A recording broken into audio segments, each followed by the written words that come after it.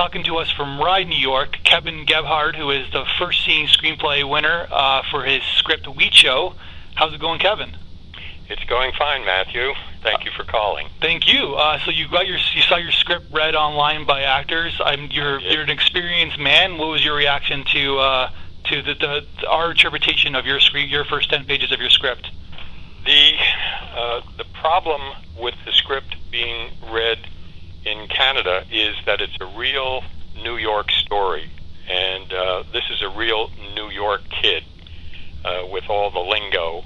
Sure. And so that's the edge that it has to it, and I didn't see that edge in the reading. And I know readings are tough when you're coming at it for the first time.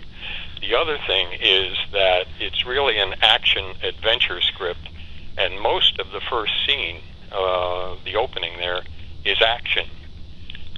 So there isn't much dialogue for the actors to work with, in all fairness. Well, but the audience is kind of sophisticated there. So we did the other script that we did was a fantasy script that had even more exposition than your script. So people can kind of hopefully the narrator kind of set the tone, I guess, of your script. Yes, the narrator. I was very pleased with what she did. She got it. She got it. And it jumped into the imagined the world of what you're trying to say. But you, at the same time, you say I was a producer.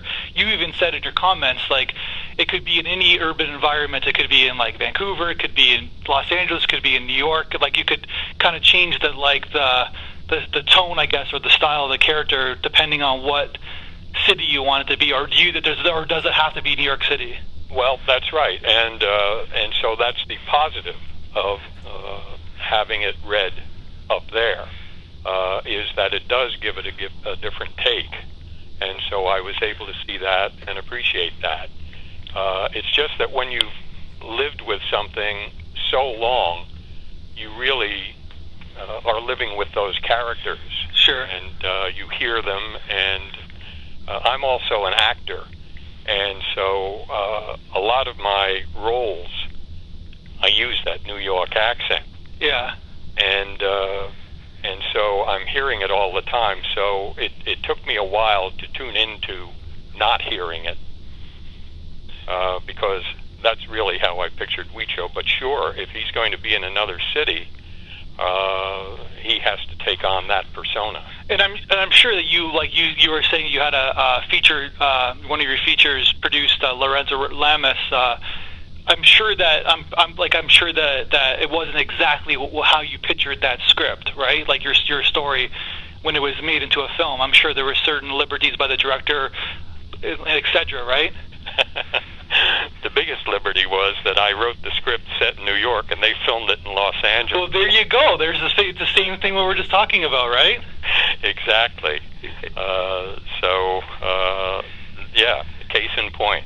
Perfect. And of course, when you obviously, it's not as much as in the past. It's more, but it's more like an actor's medium. Say, Brad Pitt decides to do WEECHO, all of a sudden it's a different film because the Brad Pitt's kind of you know what I mean, or Lorenzo Lamas or whatever it was that he wanted to star in this film. So things changed according to Lorenzo Lamas being the star of your film, right? Absolutely, absolutely. So you have to roll with that as well. And once the director comes on board, he's the boss. It's his movie. Yeah. And so he's using your script as a blueprint. And the actors, of course, have their take on the dialogue. So it's really just the first draft, even though I do many drafts. As far as the movie itself is concerned, that's just the blueprint. But do you want the thematic intact? What's the thematic? For example, what's the thematic of WEECHO? What's the story about? Well, he's a street kid living on his own. His mother is in prison, and she turned out to be a strong character as I was writing the script, as I was writing the book originally. And he goes to her for advice, but he's really just he wants to be a photographer, and he's trying to make it. And then all of a sudden he's thrown into this situation where he shoots this car crash that turns out to be a conspiracy murder, and he gets swept up in this espionage ring.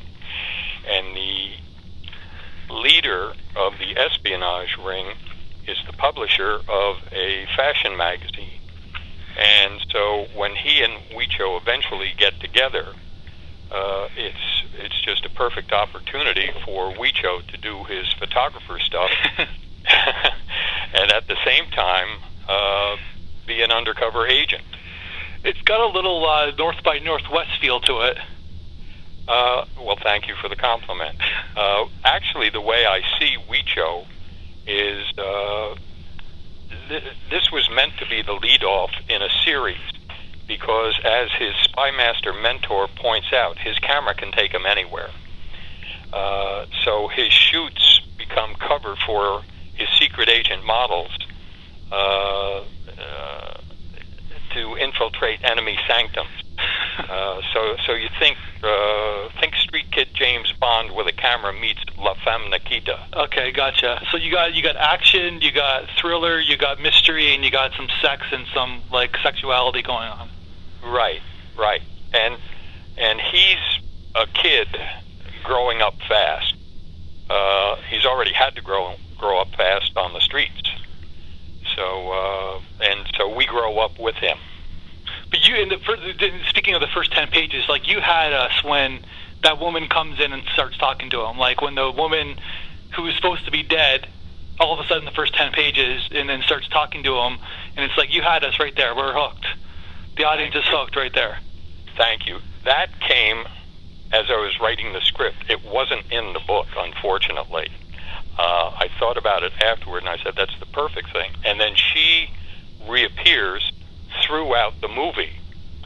And then at the conclusion, because she wants revenge, and she wants WEECHO to avenge her death at the hands of the antagonist, and not to, what's it called, when you tip people off at the ending?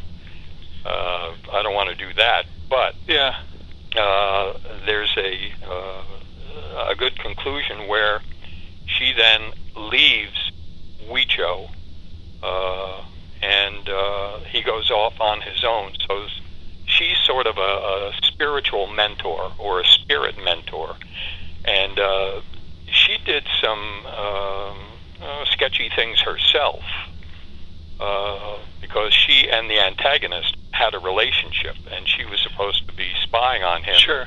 And actually, she was a double agent. So, but she became a very handy tool, so to speak, when I made her a spirit, because he was able to say things to her, and therefore us, that were exposition that had a nice twist to them, because he was speaking to her. Yeah. To her spirit. It's a good little gadget to have, right? Like it's a gadget. Exactly. But at the same time, you not only the exposition, but you also get to know the character a lot more too, right? Like that's right. You see how he interacts and what his kind of biases or prejudices or passions are at the same time, right? Right. And also it helped him in his motivation, because in the book, once she was killed, she was dead. And even though he's trying to avenge this beautiful woman who dies in his arms, she was dead for the rest of the book. Well, here, in making her a spiritual presence, she's alive, or she's alive to WEECHO. Yeah. So, and therefore to us. And that made a big difference. Yeah, 100%. So it seems like, so from the transition from the book, the novel, which people can buy online on Amazon, from the script, what else, like, what was the biggest thing that you had to change? Like, it's a common story about changing from a novel from a screenplay, but generally it's usually like it's handed off to a different screenwriter. But for you, for example, like, what did you have to remove? It's hard to do that because you're so emotionally attached to the book, right? Yes and no, because I'm a screenwriter by nature, and so in writing the book, I tried to write it in screenplay format, in other words, to make it as visual as possible, with not too much inner dialogue. Okay. So I didn't have to change too much. The big change was in making Nina the spirit. That really was the biggest change.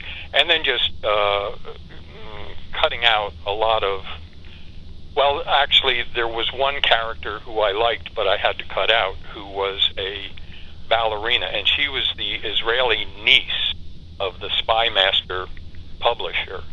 And she lives in his fancy townhouse, and she has her own ballet studio, but actually she's an assassin.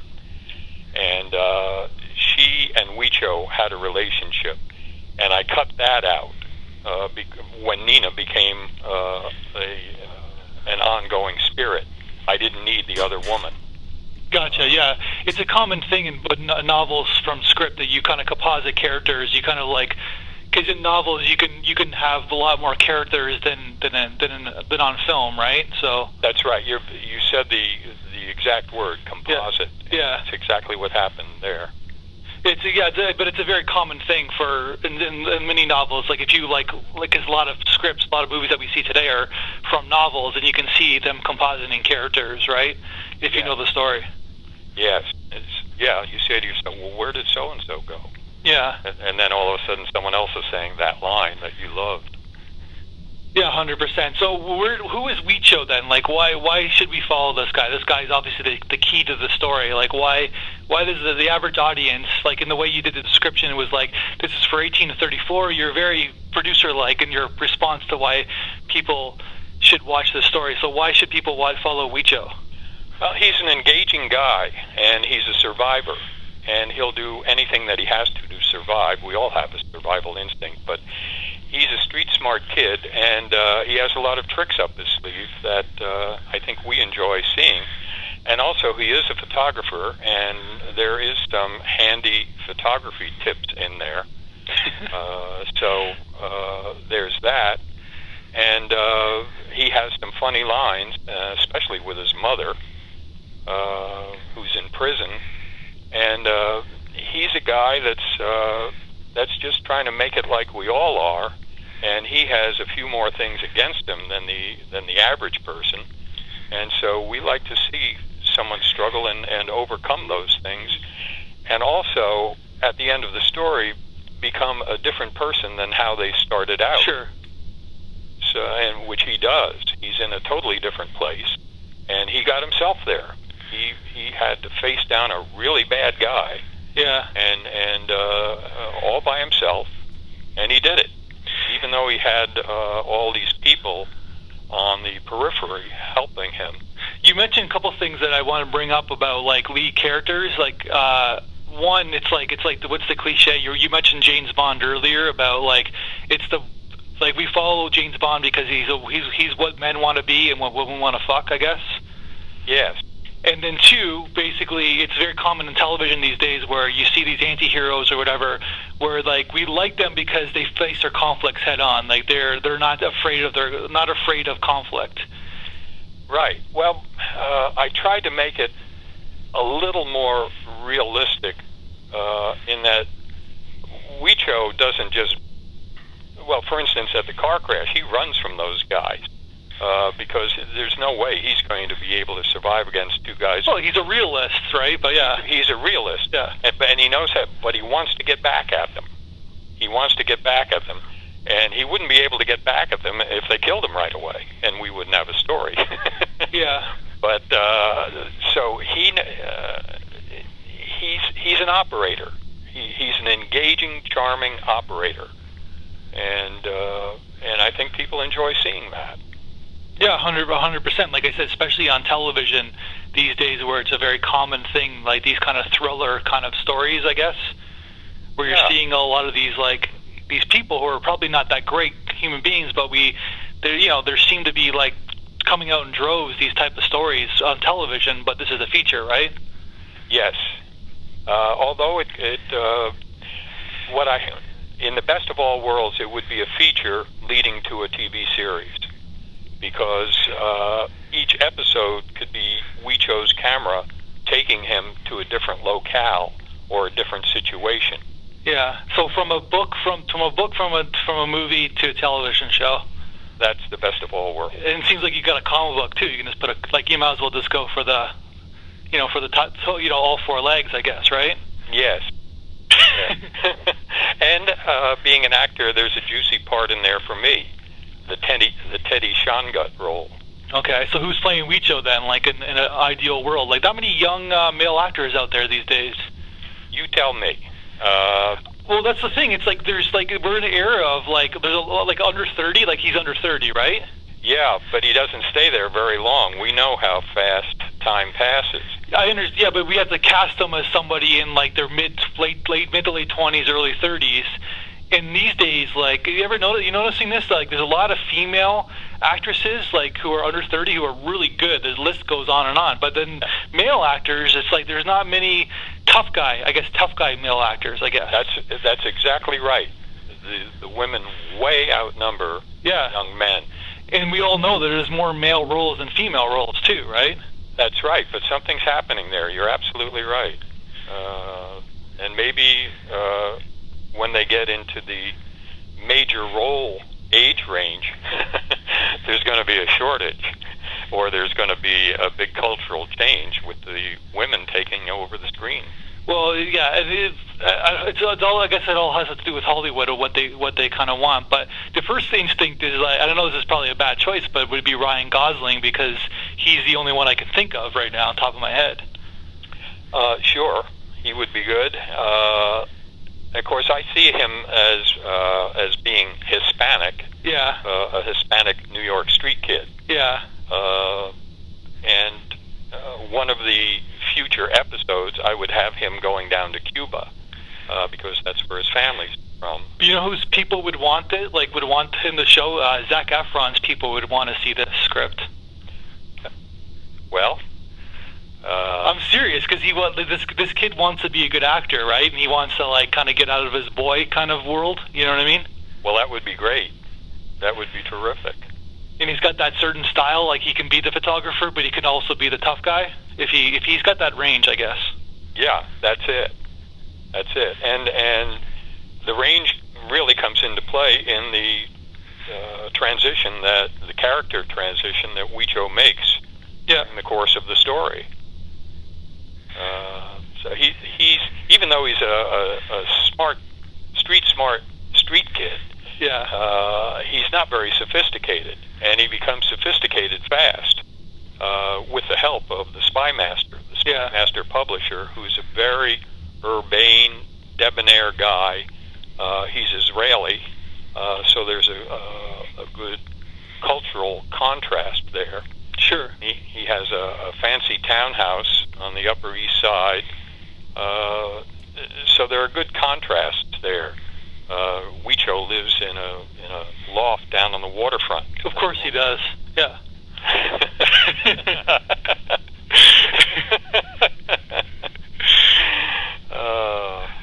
He smells like fish, right, all the time. Well, that wouldn't be a bad place, although you should see what waterfront property here goes. No, I went to school in New York City. It's in the last about 10, 15 years ago, but it's changed a lot. But I know that even then it was expensive. Yeah, exactly. I was going to say even then it was expensive, but I'm sure it's a lot more expensive now. Well, actually, WEECHO, being the hustler that he is, got himself a deal, which was it's an old ship chandler's loft building from the 19th century that a guy was going to turn into condos, and during the crash or the recession, he ran out of money, and so WEECHO offered to house sit the building for the guy in exchange for one of the lofts that he could set up his studio in. So that's how he gets down there in this cool place that overlooks the Brooklyn Bridge, and so he's got this. And when the Spy Master, the urbane Spy Master, comes to visit WEECHO in that, he looks around and he says, "How the hell did this kid pull this off?" And that's one of the ways that he sees that WEECHO has a little extra going for him. Well, Kevin, it seems like you're very engaged into the story, and I wish you the best of luck. And it seems like there is an avenue for this. There is a market for this feature for sure, because there's certain, like, the tone of what's happening in TV and film. It's like there's a certain this character kind of like jumps at the screen. Like we understand this character a great deal. Well, thank you for saying that. And look how long James Bond has lasted. And WEECHO's only 20. Yeah, you know that James Bond is going to last another 100 years. He's going to last our lifetimes for sure. Let's hope. No, he will. Like it's just because it's a franchise that we, that keeps on going, right? Just like it's like Batman and Superman kind of a thing. Well, let's hope some of that rubs off on our friend WEECHO. All right, congratulations again, and I'm glad you enjoyed the reading somewhat, and I'm looking forward to seeing future work of yours, and get this to Zac Efron's people. I'm sure they'll like it. Thank you, Matthew. Thank you very much. Thank you.